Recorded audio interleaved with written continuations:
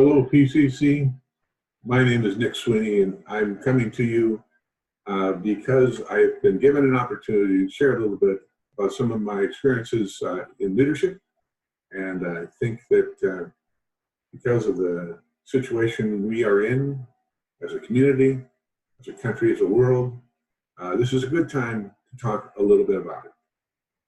There are a lot of things that people are concerned about. There are a lot of people who are worried about things in this world.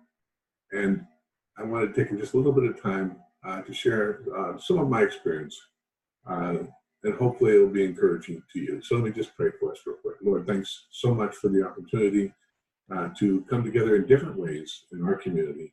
And I pray, Lord, that you use us in a great way to share a message of hope and understanding and encouragement for all our folks. Thank you for all you've done. In Jesus' name, amen. Again, my name is Nick Sweeney, and I came to PCC about 9 months ago. I've been working with private Christian schools all my life. I started out young, and now it's been 40 years gone by. I like to share something I've said to many of my colleagues, is that I have the privilege of serving in something that is a ministry and something I really enjoy. I really enjoy going to school with people every day. And of course, in this particular situation, now we don't have that opportunity, but we can create community in different ways like we're doing right now. It's kind of fun, though, to be able to go to work with the thought in mind I get to work with people that I really love. It's a wonderful privilege. And I've been working in school since 1977. Yes, I'm old.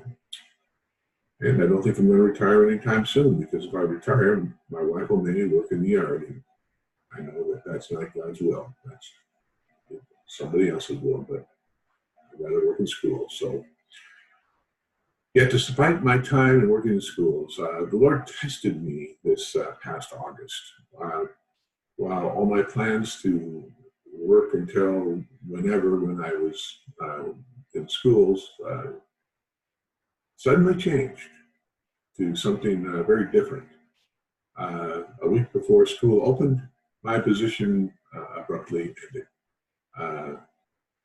What I believed was a solid agreement was no longer so, and I found myself unemployed and without a solution for the first time in 4 years.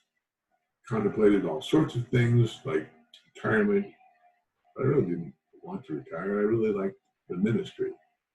As anyone might, I went through a few phases in that time because it was challenging. Things happened suddenly. I wasn't planning on it. It wasn't my plan, so I didn't think it was the Lord's will.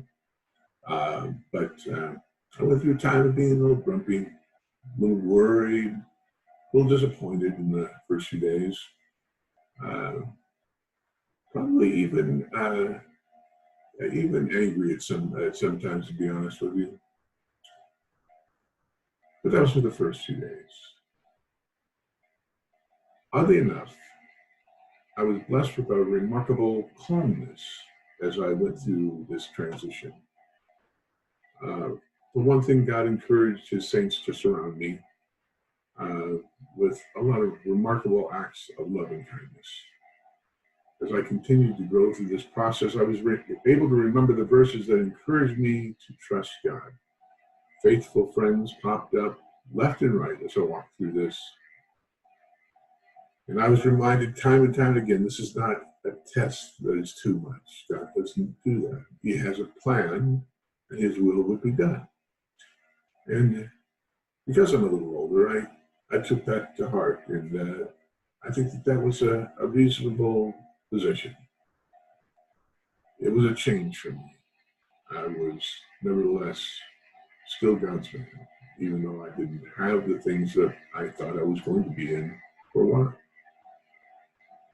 I may not have authority the way I did before, but I could still lead. All of us can.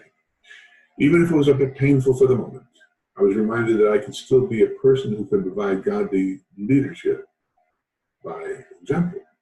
So with this in mind, I wrestled with this question.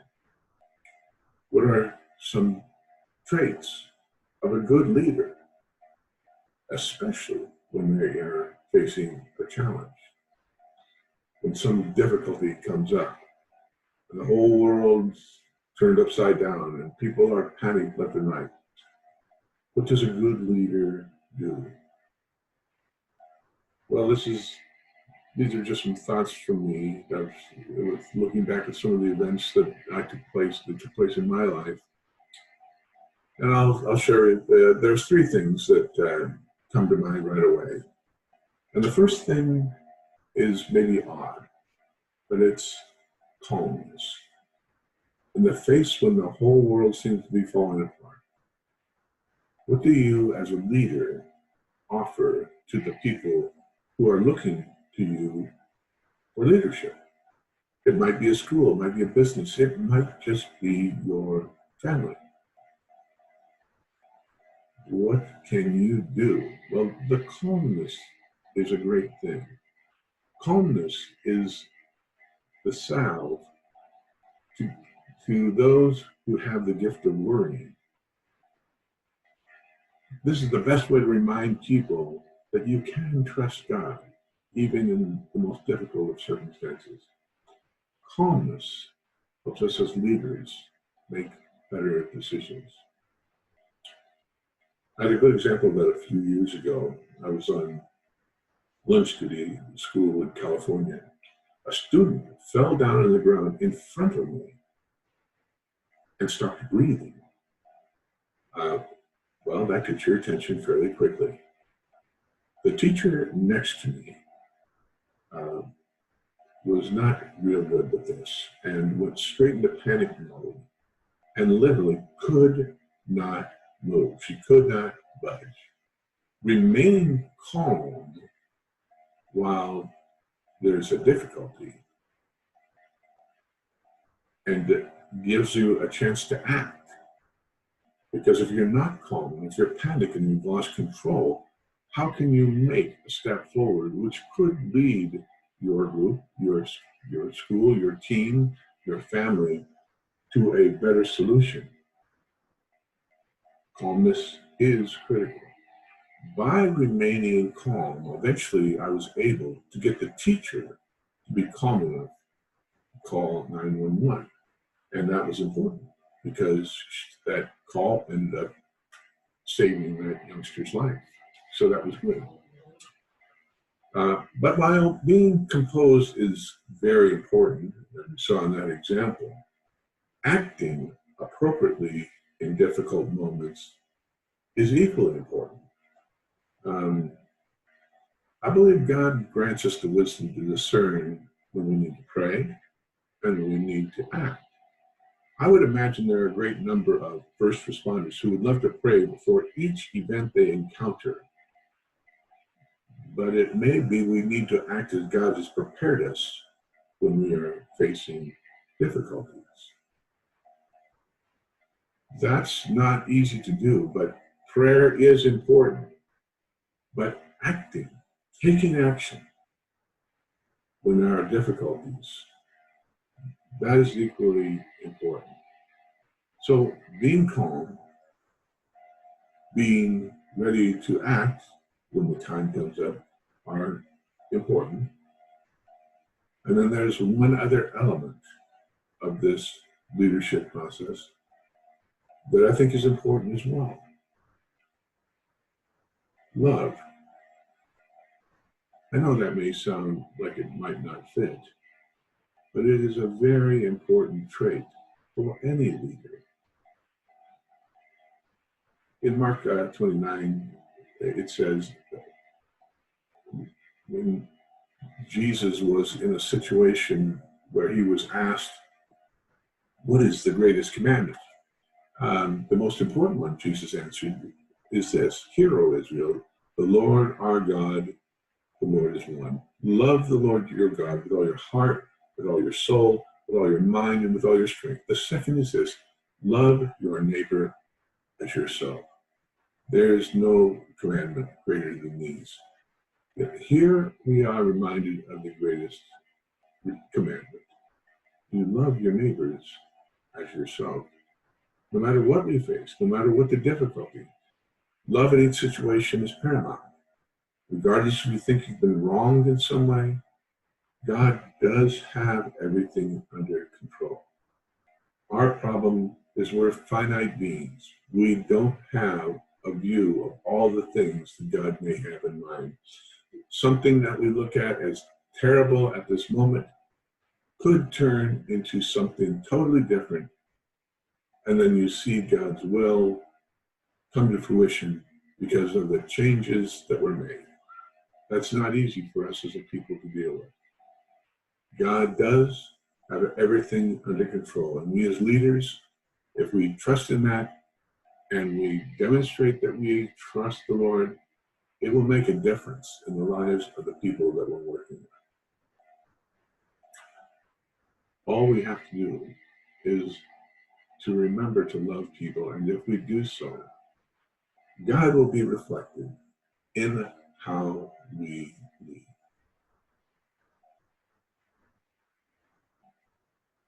I wish I could give you some great insights on leading people in a crisis, but every situation is a little different. One thing I've learned as I've had the privilege to travel in many places around the world,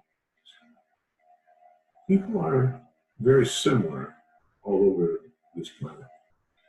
They worry when they see what is normal threatened. And certainly that's happened in our day and age in the last few months. In each lifetime, crisis comes to us for a variety of reasons. Sometimes they come because of things we've done, bad decisions on our part. Other times they come as a result of some uncontrolled problems that we could not do anything about, like this virus. But if you are a leader, then you need to understand your higher calling. Like I said, you may be the leader of a giant company. You may be just the leader of your family. But if you lead, you must lead by example. If the crisis comes and your reaction is to be panicked, hyper-emotional, or just go crazy because of the gravity of the situation, how is that going to bring Christians into a calm trust of the Lord in this time of trial? I think this is key as well. In every situation, no matter how difficult it is, we need to remember this very special verse. No temptation or test is overtaking you that is not common to man. God is faithful and will not let you be tempted beyond your ability.